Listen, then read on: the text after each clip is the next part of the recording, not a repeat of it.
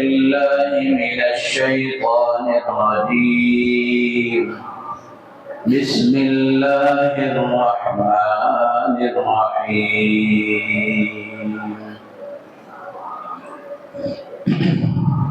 وكلا وعد الله الحسنى صدق الله مولانا العظيم وقال النبي صلى الله عليه وسلم الحسن والحسين سيدا شباب أهل الجنة وقال عليه الصلاة والسلام حسين مني وأنا من حسين أو كما قال عليه الصلاة والسلام اللهم صل على سيدنا ومولانا محمد وعلى آل سيدنا ومولانا محمد وبارك وسلم.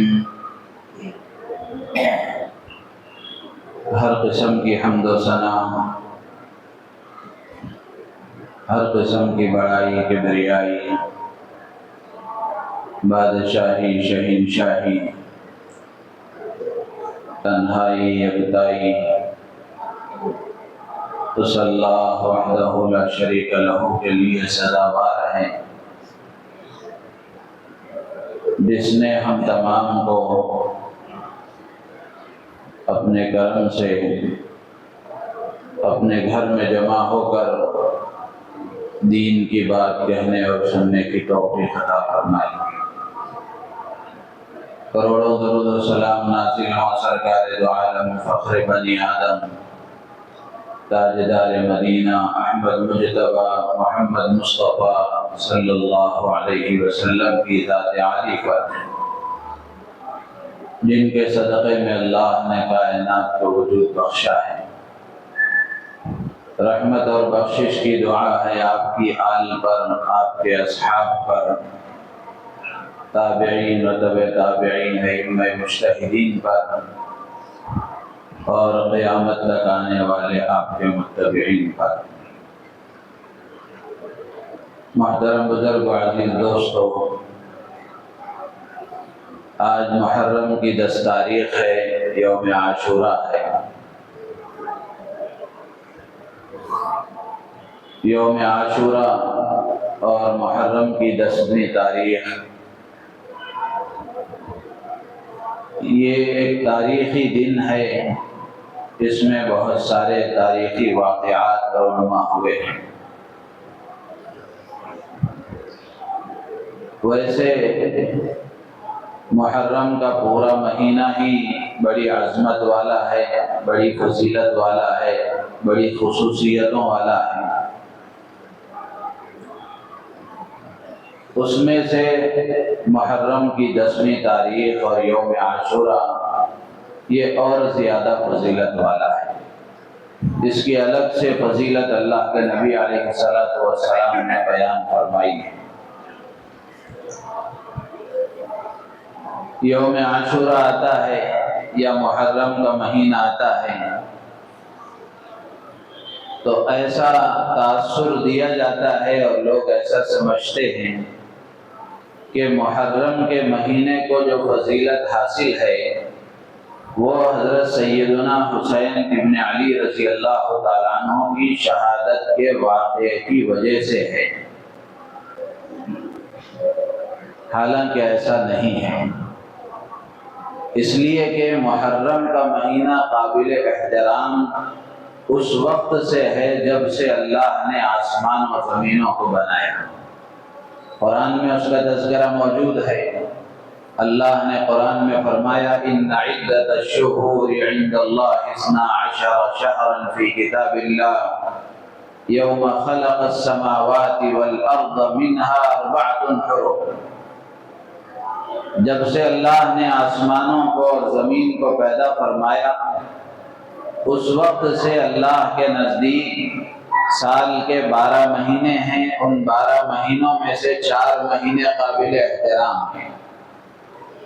وہ 4 مہینے کون سے ہیں؟ اللہ کے نبی علیہ السلام نے حدیث میں اس کی وضاحت فرمائی، ثلاثۃ متوالیات ذو القعدۃ وذو الحجۃ ورجب مضر الذی بین جمادی وشعبان۔ 3 مہینے لگاتار ہیں، ذی قعدہ، ذی الحجہ اور محرم، اور 1 مہینہ سال کے درمیان میں آتا ہے رجب کا، جو جمادی الاخری اور شعبان کے بیچ میں آتا ہے۔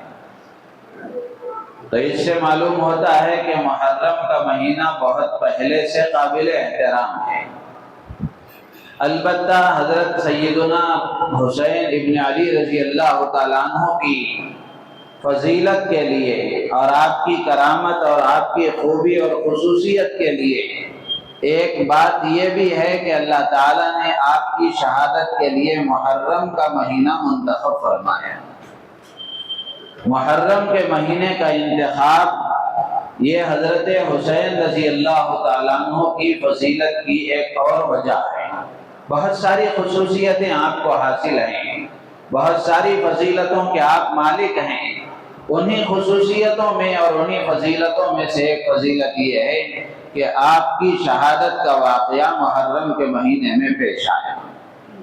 تو اس لیے ایک بات یہ ذہن میں رکھنا چاہیے کہ محرم کے مہینے کو فضیلت شہادت حسین کی وجہ سے نہیں ہے، بلکہ حضرت حسین رضی اللہ تعالیٰ عنہ کی فضیلت میں اضافہ محرم کی وجہ سے ہوتا ہے۔ ورنہ دیکھا جائے تو محرم کی پہلی تاریخ، جیسے میں نے گزشتہ جمعہ عرض کیا کہ محرم کی پہلی تاریخ حضرت عمر فاروق رضی اللہ تعالیٰ عنہ کی شہادت کی تاریخ ہے، اور بھی بہت سارے واقعات اس میں پیش آئے ہیں تاریخی اعتبار سے۔ حضرت موسیٰ علیہ السلام کو اللہ نے فرعون سے نجات عطا فرمایا، بنی اسرائیل کو فرعون کے ظلم سے نجات عطا فرمایا، وہ بھی محرم کی 10ویں تاریخ ہی کو پیش آیا۔ اسی طرح حضرت نوح علیہ السلام کی کشتی طوفان نوح میں جو جودی پہاڑ پر آ کر رکی تھی اور طوفان کو اللہ نے ختم فرما کر حضرت نوح علیہ السلام کی کشتی کو پار لگایا تھا، وہ بھی 10ویں محرم کا دن ہی تھا۔ اسی طرح حضرت آدم علیہ السلام کی ولادت، یا ایک روایت کے مطابق حضرت ابراہیم علیہ السلام کی ولادت اسی تاریخ کو، محرم کی 10ویں تاریخ کو ہی ہوئی تھی۔ تو اس طرح بہت سارے واقعات اس میں پیش آئے ہیں۔ البتہ حضرت حسین رضی اللہ تعالیٰ عنہ کی شہادت کا واقعہ کربلا کا سانحہ بھی اسی تاریخ کو پیش آیا۔ عجیب بات یہ ہے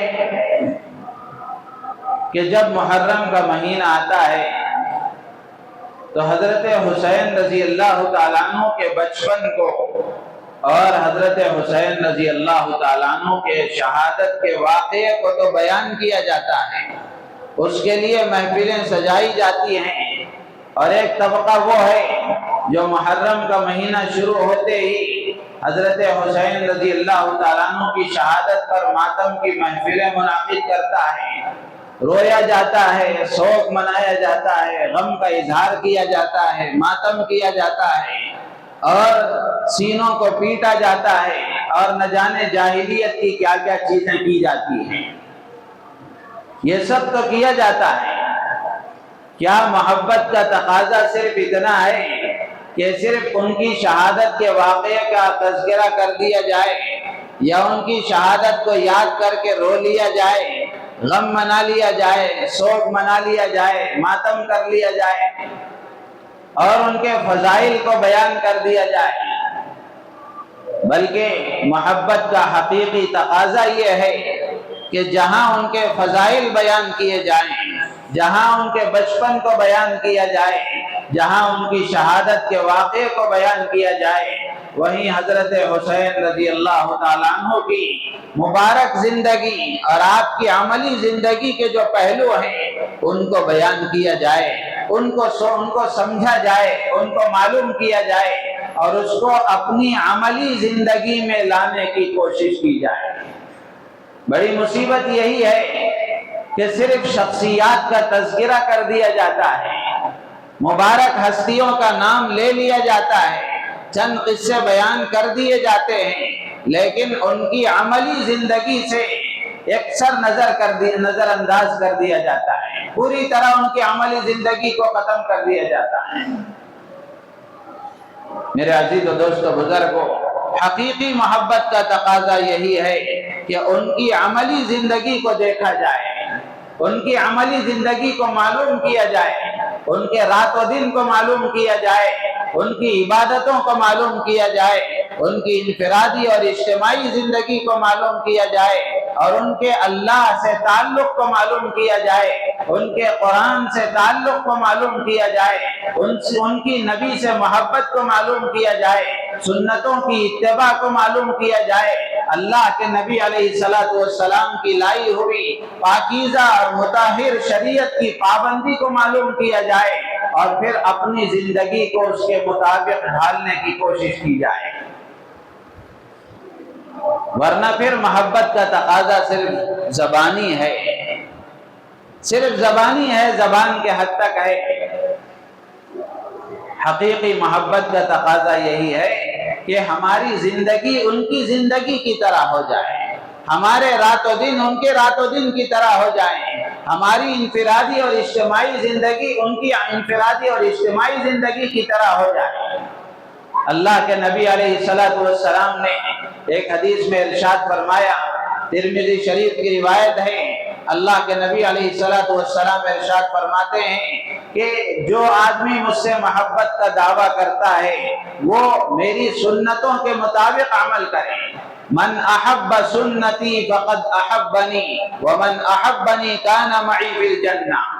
اللہ کے نبی علیہ السلام فرماتے ہیں جس کو میرا طریقہ پسند ہے وہی مجھ سے محبت کرنے والا ہے، جس کو میرا چہرہ پسند ہے، جس کو میرا لباس پسند ہے، جس کو میرے کھانے پینے کا طریقہ پسند ہے، جس کو میرے شادی بیاہ کا طریقہ پسند ہے، جس کو میرے خوشی اور غم کا منانے کا طریقہ پسند ہے، جس کو میری تجارت کا طریقہ پسند ہے، جس کو میری معاشرتی زندگی کا طریقہ پسند ہے، وہی مجھ سے محبت کرنے والا ہے، اور جو ایسی محبت کرنے والا ہے اللہ کے نبی فرماتے ہیں کان معی فی الجنہ، وہ جنت میں میرے ساتھ رہے گا، اس کو جنت میں میری معیت حاصل ہوگی۔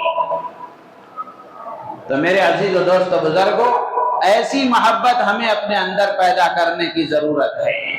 عملی زندگی میں ان کی زندگی کو اختیار کرنے کی ضرورت ہے۔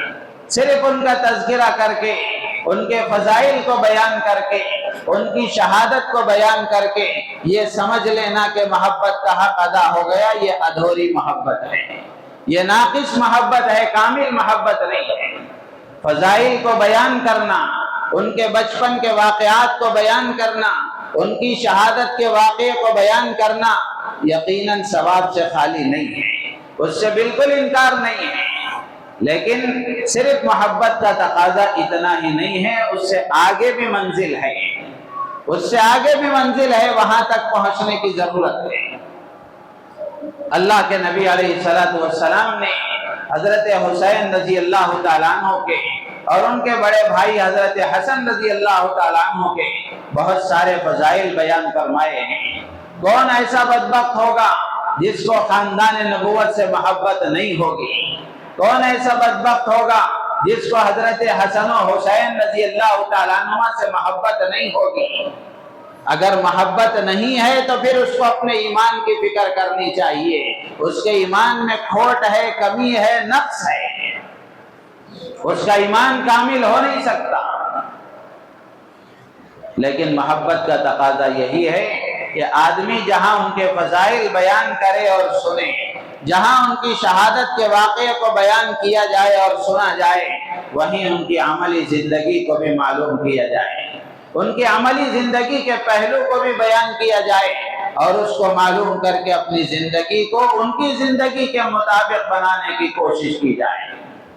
چنانچہ اس موقع پر مختصر طریقے پر آپ کے سامنے حضرت حسن و حسین رضی اللہ تعالیٰ عنہما کے کچھ فضائل بھی بیان کیے جائیں گے اور ان کی سیرت اور ان کے کردار کو بھی بیان کیا جائے گا۔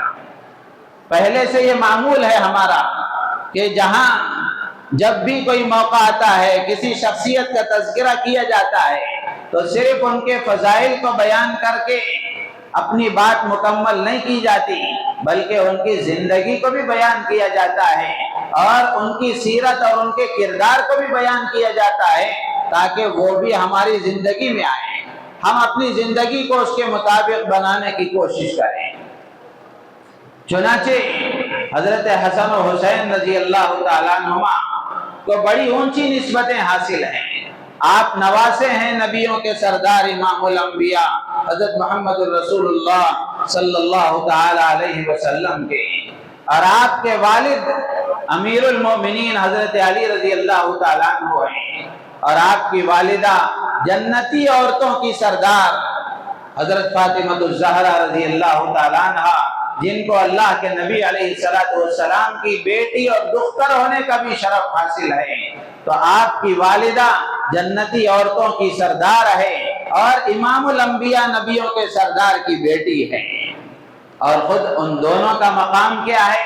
اللہ کے نبی علیہ السلام نے فرمایا الحسن والحسین سیدا شباب اہل الجنہ، کہ یہ دونوں جنتی نوجوانوں کے سردار ہیں۔ اتنی اونچی نسبتوں کے حامل ہیں حضرت حسن و حسین رضی اللہ تعالیٰ عنہما۔ حضرت حسن و حسین رضی اللہ تعالیٰ عنہما کے اور بھی بہت سارے فضائل ہیں۔ حضرت حسین رضی اللہ تعالیٰ عنہ کی ولادت اور آپ کی پیدائش یہ ہجرت کے چوتھے سال ہوئی۔ اللہ کے نبی علیہ السلام نے مکے سے مدینے کی طرف ہجرت فرمائی تو وہاں سے ہجری سال شروع ہوتا ہے، تو نبی پاک صلی اللہ علیہ وسلم کے ہجرت فرمانے کے بعد چوتھے سال میں حضرت حسین رضی اللہ تعالیٰ عنہ پیدا ہوئے، اور جب حضرت حسین رضی اللہ تعالیٰ عنہ پیدا ہوئے اور آپ کی ولادت کی خوشخبری سنائی گئی، اللہ کے نبی علیہ السلام بنفس نفیس خود تشریف لائے۔ آپ نے ان کے کان میں اذان دی اور آپ نے لعاب دہن کی گھٹی ڈالی، یعنی جو پھوٹ چٹایا جاتا ہے، شہد وغیرہ لگایا جاتا ہے، آپ نے اپنی ذات سے خود ہی عمل کیا، اور پھر 7ویں دن آپ نے ان کا عقیقہ فرمایا اور آپ نے خود ان کا نام حسین رکھا۔ اور اللہ کے نبی علیہ السلام نے ان کی ولادت پر اور حضرت حسن رضی اللہ تعالیٰ عنہ کی ولادت پر بے حد خوشی کا اظہار فرمایا۔ نانا تھے آپ، نواسے کی ولادت پر خوشی فطری چیز ہے، لیکن اللہ کے نبی ہونے کی حیثیت سے اللہ کے نبی علیہ السلام نے ان کی ولادت پر بے حد خوشی کا اظہار فرمایا، اور اللہ کے نبی علیہ السلام نے ان کی فضیلت میں بیان فرمایا کہ حضرت حسن و حسین کے بارے میں فرمایا کہ ہما ریحانتای من الدنیا، یہ میرے دنیا کے 2 پھول ہیں، یہ میرے دنیا کے 2 پھول ہیں۔ جہاں ان کو جنتی نوجوانوں کا سردار بتایا، وہیں آپ نے فرمایا کہ یہ میری دنیا کے 2 پھول ہیں۔ اسی طرح اللہ کے نبی علیہ السلام کے بارے میں آتا ہے کہ آپ حضرت حسن و حسین رضی اللہ تعالیٰ عنہما کو پکڑ لیتے اور پکڑ کر آپ اللہ کی طرف سے اللہ کی طرف متوجہ ہو کر یہ فرماتے کہ اللہم انی احبہما فاحبہما، اے اللہ میں ان دونوں سے محبت کرتا ہوں، تو بھی ان دونوں سے محبت فرما۔ آپ علیہ السلام ان سے محبت کا اظہار فرماتے ہیں، اور آپ نے امت کو بھی حکم دیا۔ اللہ کے نبی علیہ السلام فرماتے ہیں من احبنی فلیحب ھذین، اللہ کے نبی علیہ السلام نے فرمایا جو مجھ سے محبت کرتا ہے اس کو چاہیے کہ وہ میرے ان دونوں نواسوں سے بھی محبت کرے، یعنی میری محبت کا تقاضا یہ ہے کہ اس کو میرے نواسوں سے بھی محبت ہونی چاہیے۔ ایک اور روایت میں اللہ کے نبی علیہ السلام نے فرمایا من احبہما احبنی ومن احبنی احبہ اللہ ومن احبہ اللہ ادخلہ الجنہ۔ اللہ کے نبی علیہ السلام نے فرمایا کہ جو آدمی ان دونوں سے محبت کرتا ہے، یعنی حضرت حسن و حسین رضی اللہ تعالیٰ عنہما سے جو آدمی محبت کرتا ہے وہ حقیقت میں مجھ سے محبت کرتا ہے۔ یعنی ان دونوں کی محبت گویا میری محبت ہے، اور جو مجھ سے محبت کرتا ہے وہ اللہ سے محبت کرتا ہے، اور جو اللہ سے محبت کرتا ہے اللہ تبارک و تعالی اس کو جنت میں داخل فرما دیں گے۔ تو گویا نتیجہ یہ ہوا کہ جو آدمی حضرت حسن و حسین رضی اللہ تعالی عنہما سے محبت کرتا ہے اللہ تبارک و تعالی ان کی محبت کی برکت سے اس کو جنت میں داخل فرمائیں گے۔ اسی طرح ایک اور روایت میں اللہ کے نبی علیہ السلام نے فرمایا حسین منی وانا من حسین، کہ حسین مجھ سے ہے اور میں حسین سے ہوں۔ یعنی آپ نے حضرت حسین رضی اللہ تعالیٰ عنہ سے اپنائیت کا، تعلق کا اظہار فرمایا۔ اور آپ کی محبت کا اظہار کیسے ہوتا تھا، محبت کا انداز کیا تھا؟ صحابہ بتاتے ہیں کہ اللہ کے نبی علیہ السلام نماز پڑھ رہے ہوتے، یہ دونوں آ کر آپ کی پیٹھ پر بیٹھ جاتے ہیں۔ اللہ کے نبی علیہ السلام ان کو اپنی پیٹھ سے اتارتے نہیں تھے، جب یہ آ کر آپ کی پیٹھ پر بیٹھ جاتے اللہ کے نبی علیہ السلام اپنا سجدہ لمبا کر دیتے تھے، جب تک یہ خود نہیں اترتے اللہ کے نبی علیہ السلام ان کو اپنی پیٹھ سے نہیں اتارتے تھے۔ ایک مرتبہ آپ سے پوچھا گیا کہ اللہ کے نبی آپ نے سجدہ لمبا کر دیا، آپ نے سجدہ طویل کر دیا، کیا بات ہے؟ تو اللہ کے نبی علیہ السلام نے فرمایا یہ میرے جگر کے ٹکڑے میری پیٹھ پر سوار تھے، میں نہیں چاہتا تھا کہ جلدی کروں یہ جلدی اتر جائے۔ تو اللہ کے نبی علیہ السلام نے محبت کا انداز اور آپ کی محبت کا اظہار الگ الگ طریقے سے ہوتا تھا۔ اسی طرح اللہ کے نبی علیہ السلام منبر پر کھڑے ہو کر خطبہ دے رہے ہوتے، اتنے میں ایک مرتبہ یہ دونوں آ گئے۔ جیسے ہی یہ دونوں اندر آ گئے اللہ کے نبی علیہ السلام نے اپنے خطبے کو چھوڑ کر آپ منبر سے نیچے اترے اور ان دونوں کو آپ نے اٹھایا اور اپنے پاس بٹھایا، پھر اس کے بعد آپ نے اپنا خطبہ جاری رکھا۔ تو اس طرح محبت کا انداز تھا۔ اللہ کے نبی علیہ السلام نے خود بھی حضرت حسن و حسین سے محبت کی ہے، اور آپ نے محبت کا اظہار بھی فرمایا ہے، اور اللہ سے بھی گزارش کی ہے کہ اللہ میں ان دونوں سے محبت کرتا ہوں، تو بھی ان دونوں سے محبت فرما، اور امت کو بھی حکم دیا ہے کہ میں ان دونوں سے محبت کرتا ہوں، اور جو مجھ سے محبت کا دعویٰ کرتا ہے تو میری محبت کا تقاضا یہ ہے کہ وہ ان دونوں سے محبت کریں۔ تو ان ساری باتوں کو سامنے رکھ کر ہمارے ایمان کا حصہ ہے حضرت حسن و حسین رضی اللہ تعالیٰ عنہما سے محبت، ان کے ساتھ تعلق اور ان کے ساتھ محبت یہ ہمارے ایمان کا حصہ ہے۔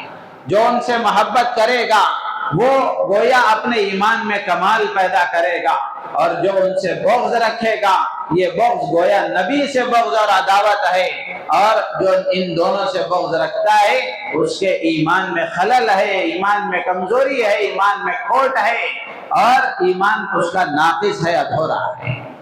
تو ان دونوں سے محبت ضروری ہے۔ جہاں اللہ کے نبی علیہ السلام نے ان سے محبت فرمائی اور الگ الگ انداز سے آپ نے ان سے محبت فرمائی، وہیں آپ علیہ السلام نے ان کی بہترین تربیت بھی فرمائی۔ حضرت حسن و حسین رضی اللہ تعالیٰ عنہما کو یہ خصوصیت حاصل ہے کہ ان کا بچپن نبی پاک صلی اللہ تعالیٰ علیہ وسلم کی صحبت میں گزرا۔ جس گھرانے میں انہوں نے آنکھ کھولی تھی وہ گھرانہ کوئی معمولی گھرانہ نہیں تھا۔ اللہ کے نبی علیہ السلام کی تربیت انہوں نے پائی، آپ کی صحبت پائی، اور حضرت علی اور حضرت فاطمہ رضی اللہ تعالیٰ عنہما کی صحبت انہوں نے پائی، تربیت پائی۔ چنانچہ محبت غالب ہو کر تربیت میں کمی نہیں ہوتی تھی۔ ایک بات یہ اچھی طرح یاد رکھیں کہ آج جہاں ہم اپنی اولاد سے محبت کرتے ہیں تو محبت کا غلبہ اتنا زیادہ ہو جاتا ہے کہ تربیت کا پہلو نظر انداز ہو جاتا ہے، تربیت میں کمی ہو جاتی ہے، جس کے نتیجے میں وہ محبت اپنا غلط اثر دکھاتی ہے، بعد میں جا کر محبت غلط اثر دکھاتی ہے۔ تو اس لیے اللہ کے نبی علیہ السلام کے اس عمل سے ہمیں یہ پیغام ملتا ہے کہ جہاں اولاد سے محبت ہونی چاہیے وہیں محبت کا غلبہ اتنا زیادہ نہیں ہو جانا چاہیے کہ تربیت کا پہلو نظر انداز ہو جائے اور ان کی تربیت میں کمی رہ جائے۔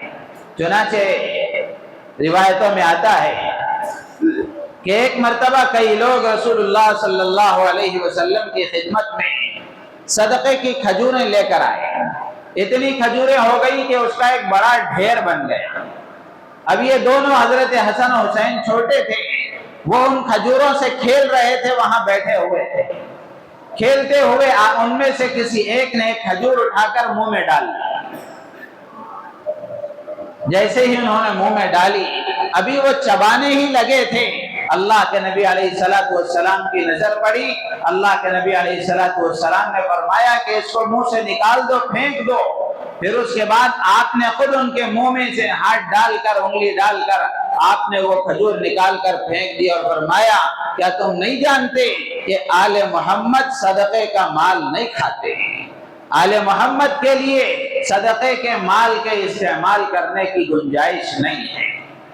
तो मेरे अजीज दोस्तों बुजुर्गों, इस वाक़ये से हमें ये सबक मिलता है कि जहां मोहब्बत हो, यकीनन हो मोहब्बत होनी चाहिए, लेकिन तरबियत में कमी नहीं करना चाहिए। मोहब्बत का गलबा इतना ज्यादा नहीं हो जाना चाहिए कि फिर औलाद की तरबियत में कमी रह जाए। और अगर तरबियत में कमी करेंगे तो नुकसान अपनी ही जात को होगा, नुकसान अपनी ही जात को होगा। सही तरबियत न करने के नतीजे में खुद नमाजी हैं, हाजी हैं, फला हैं, लेकिन औलाद की सही तरबियत न करने के नतीजे में ये औलाद दुनिया में हमारे लिए वबाल जान बनेगी, बदनामी का बदनुमा दाग और धब्बा बनेगी, और आखिरत में वबाल और पकड़ का जरिया बनेगी। और अगर औलाद की सही तरबियत करेंगे तो ये औलाद दुनिया में हमारे लिए नेक नामी का सबब बनेगी। लोग कहेंगे किसका बेटा है? फला का बेटा है। माशाअल्लाह, कैसी बेहतरीन तरबियत उन्होंने की है, कितने अच्छे अखलाक वाला बच्चा है, कितनी अच्छी आदतों वाला बच्चा है। लोग तारीफ करेंगे, नेक नामी होगी। और आखिरत में औलाद अगर हमने सही तरबियत कर ली, उनको सही बनाया, नमाजी बनाया, अल्लाह का डर और खौफ उनके अंदर पैदा किया, कुरान से उनका ताल्लुक मजबूत किया, सही दीन उन तक पहुंचाया, सही दीन उनको सिखाया, तो ये आखिरत में हमारे लिए नजात का जरिया बनेंगे।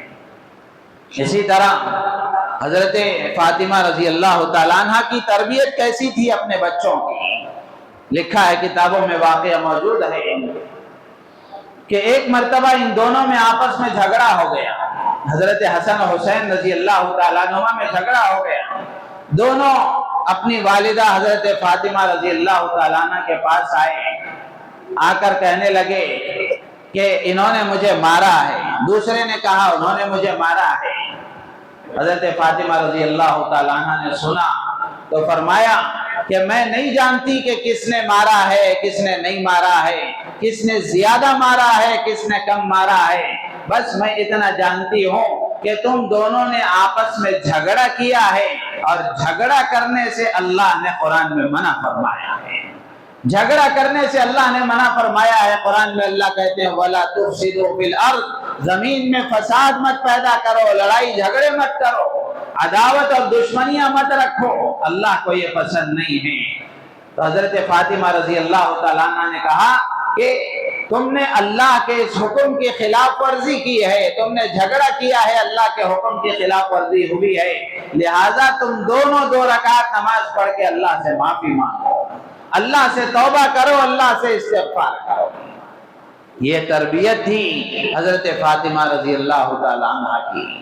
तो इन दोनों वाक़यात को अर्ज करने का मकसद ये है कि इन दोनों की मोहब्बत के वाक़यात तो बयान किए जाते हैं, इन दोनों की मोहब्बत के वाक़यात को सुनाया जाता है, लेकिन उनकी तरबियत का जो पहलू है, और अल्लाह के नबी अलैहिस्सलातु वस्सलाम ने उनकी जैसी तरबियत फरमाई, हजरत अली और हजरत फातिमा रजी अल्लाह तआला अन्हा ने जैसी उनकी तरबियत फरमाई, इन वाक़यात को भी बयान किया जाना चाहिए, और इनसे सबक लेकर हमें अपनी अमली जिंदगी में भी उसको इख्तियार करना चाहिए। तो ये जुमला याद रखें, मोहब्बत इतनी गालिब नहीं हो जानी चाहिए कि तरबियत का पहलू नजरअंदाज हो जाए, तरबियत में कमी रह जाए। मोहब्बत मोहब्बत की जगह में हो, तरबियत तरबियत की जगह में हो। मोहब्बत जरूर होनी चाहिए, और हर माँ बाप को अपनी औलाद से होती है, फितरी चीज है, लेकिन मोहब्बत में आकर तरबियत में कमी नहीं करना चाहिए। तो मेरे अजीज दोस्तों बुजुर्गों, ये कुछ बातें हजरत حسن و حسین رضی اللہ تعالیٰ عنہما کے فضائل سے متعلق تھی۔ اس وقت کچھ باتیں مجھے عرض کرنی ہے کہ حضرت حسین رضی اللہ تعالیٰ عنہ کی شہادت کا واقعہ سنایا جاتا ہے، بتایا جاتا ہے۔ کربلا کا یہ جو سانحہ ہے یقیناً یہ اسلامی تاریخ میں ایک بدنما داغ ہے کہ حضرت حسین رضی اللہ تعالیٰ عنہ یہ اللہ کے نبی علیہ الصلوۃ والسلام کے چہیتے نواسے اور خاندان نبوت کے پھول ہیں، جگر گوشہ بطول ہیں، آل رسول ہیں، تو ان کو مظلومانہ طریقے سے نہایت ظلم کے ساتھ کربلا کے میدان میں شہید کیا گیا۔ یقیناً یہ شہادت کا واقعہ، اس سے ہمیں تکلیف ہوتی ہے اور ہونا چاہیے، لیکن شہادت کوئی ایسی بری چیز نہیں ہے اور ایسی کوئی تکلیف دہ چیز نہیں ہے کہ جس پر رویا جائے، پیٹا جائے اور ماتم منایا جائے۔ شہادت تو بہت اونچی چیز ہے، شہید کا بڑا اونچا مقام ہے۔ حضرت حسین رضی اللہ تعالیٰ عنہ نے شہادت پیش کی، اپنی جان کا نذرانہ پیش کیا، تو اس شہادت کے پیچھے بہت سارے اسباب ہیں، کسی موقع پر اس کو بھی انشاءاللہ عرض کیا جائے گا۔ پچھلے سالوں میں نے اس سے متعلق باتیں آپ کے سامنے عرض کی تھی کہ حضرت حسین رضی اللہ تعالیٰ عنہ نے اپنی جان کا نذرانہ پیش کر کے، شہادت پیش کر کے امت کو اور قیامت تک آنے والے انسانوں کو کیا پیغام دیا۔ اس سلسلے میں کچھ باتیں میں نے عرض کی تھی، انشاءاللہ پھر کبھی عرض کریں گے۔ اس وقت جو مجھے عرض کرنا ہے وہ یہ کہ حضرت حسین رضی اللہ تعالیٰ عنہ کی زندگی کو بھی دیکھا جائے، ان کی سیرت کو بھی دیکھا جائے، ان کے کردار کو بھی دیکھا جائے، ان کی انفرادی اور اجتماعی زندگی کو بھی دیکھا جائے کہ حضرت حسین کی زندگی کیسی تھی۔ صرف ماتم کر لینے سے محبت کا حق ادا نہیں ہو جاتا، اور صرف شہادت کا واقعہ بیان کر لینے سے محبت کا حق ادا نہیں ہو جاتا۔ ان کی زندگی کو دیکھا جائے، ان کی زندگی کو اپنی زندگی کی طرح بنایا جائے، اپنی زندگی کو ان کی زندگی کی طرح بنایا جائے۔ چنانچہ لکھا ہے کہ حضرت حسین رضی اللہ تعالیٰ عنہ کو قرآن سے بہت محبت تھی، قرآن سے بہت محبت تھی۔ جب اللہ کے نبی علیہ الصلوۃ والسلام پر آیتیں نازل ہوتی تھی اور اللہ کے نبی علیہ الصلوۃ والسلام صحابہ کو سناتے تھے اور صحابہ سے لکھواتے تھے، تو حضرت حسین رضی اللہ تعالیٰ عنہ اللہ کے نبی علیہ الصلوۃ والسلام کے پاس بیٹھ کر کے اس کو غور سے سنتے تھے۔ آج ہمارے بچوں کو یہ سننا نصیب نہیں ہے، نہ ماں قرآن پڑھتی ہے، نہ باپ قرآن پڑھتا ہے، نہ گھر میں قرآن پڑھنے کا ماحول ہے۔ یہ بچوں کے کان قرآن کی آواز کو سننے کے لیے ترس جاتے ہیں۔ میرے عزیز و دوست بزرگوں، حضرت حسین رضی اللہ تعالیٰ عنہ کی زندگی کا ایک پیغام ہے یہ ہمارے لیے کہ قرآن سے محبت ہم اپنے اندر پیدا کریں، قرآن سے عشق اپنے اندر پیدا کریں، اپنا رشتہ قرآن سے مضبوط کریں، قرآن سے وابستگی پیدا کریں۔ قرآن یہ ہدایت کی کتاب ہے، مردوں کے ایصال ثواب کی کتاب نہیں ہے، زندوں کو راستہ بتانے والی کتاب ہے، زندوں کو زندگی گزارنے کا طریقہ اور سلیقہ سکھانے والی کتاب ہے۔ بدقسمتی سے ہم نے اس کو مردوں کے ایصال ثواب کی کتاب بنا دیا۔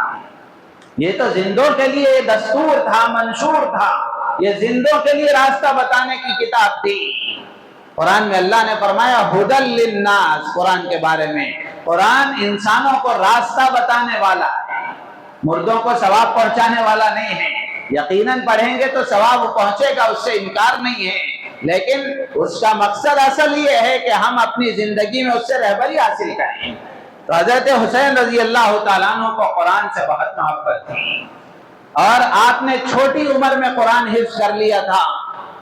حضور اکرم صلی اللہ علیہ وسلم سے، حضرت علی اور حضرت فاطمہ رضی اللہ تعالیٰ عنہ سے انہوں نے قرآن پڑھنا شروع کیا، یاد کرنا شروع کیا، یہاں تک کہ چھوٹی عمر میں وہ قرآن کے حافظ ہو گئے۔ پھر اس کے بعد میں روزانہ قرآن کی ایک منزل یا 2 منزل قرآن کے پڑھنے کا ان کا معمول تھا۔ قرآن میں 7 منزلیں ہیں، روزانہ 1 منزل یا 2 منزل، دن میں بھی قرآن کی تلاوت کرتے تھے، رات میں بھی قرآن کی تلاوت کرتے تھے۔ تو حضرت حسین رضی اللہ تعالیٰ عنہ کو قرآن سے محبت تھی، تو حضرت حسین سے محبت کا تقاضا یہ ہے کہ ہمارے اندر قرآن سے محبت ہم پیدا کریں، قرآن سے عشق پیدا کریں، قرآن سیکھنے کی کوشش کریں، قرآن سیکھا ہوا ہے، صحیح ہے غلط ہے معلوم کریں، غلط ہے تو درست کریں، صحیح ہے تو روزانہ اس کی تلاوت کا معمول بنائیں، قرآن کو سمجھنے کی کوشش کریں اور قرآن کے پیغام کو اللہ کے بندوں تک پہنچانے کی کوشش کریں۔ ایک اور پہلو عرض کر کے اپنی بات ختم کروں گا۔ حضرت حسین رضی اللہ تعالیٰ عنہ کی زندگی کا ایک پہلو یہ ہے، ایک واقعہ ہے، اس سے پہلے تمہیدی بات یہ ہے کہ آپس میں عداوت، دشمنی، لڑائی، جھگڑے یہ خاندان کو تباہ کر دیتے ہیں، اس کے مقابلے میں معاف کر دینا اور درگزر کر دینا، نظر انداز کر دینا، اس کی وجہ سے معاشرے میں محبتیں پیدا ہوتی ہیں، خاندانوں میں محبت جنم لیتی ہے، دلوں میں جوڑ پیدا ہوتا ہے۔ اس کے بجائے اگر لڑائی جھگڑے ہوں، عداوت اور دشمنی ہو تو وہ خاندان تباہ ہو جاتا ہے۔ چنانچہ ایک واقعہ حضرت حسین رضی اللہ تعالیٰ عنہ کے ساتھ یہ پیش آیا۔ ان کے چھوٹے بھائی تھے محمد ابن حنفیہ، یہ حضرت علی رضی اللہ تعالیٰ عنہ کی دوسری بیوی کے لڑکے تھے، محمد ان کا نام تھا، محمد ابن حنفیہ۔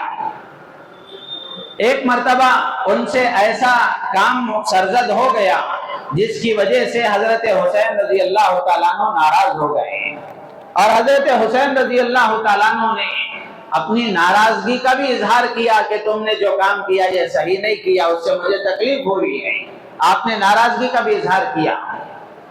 جب محمد ابن حنفیہ رحمت اللہ علیہ نے دیکھا کہ حضرت حسین رضی اللہ تعالیٰ عنہ میرے بڑے بھائی ناراض ہو گئے تو وہ فوراً اپنے گھر آئے۔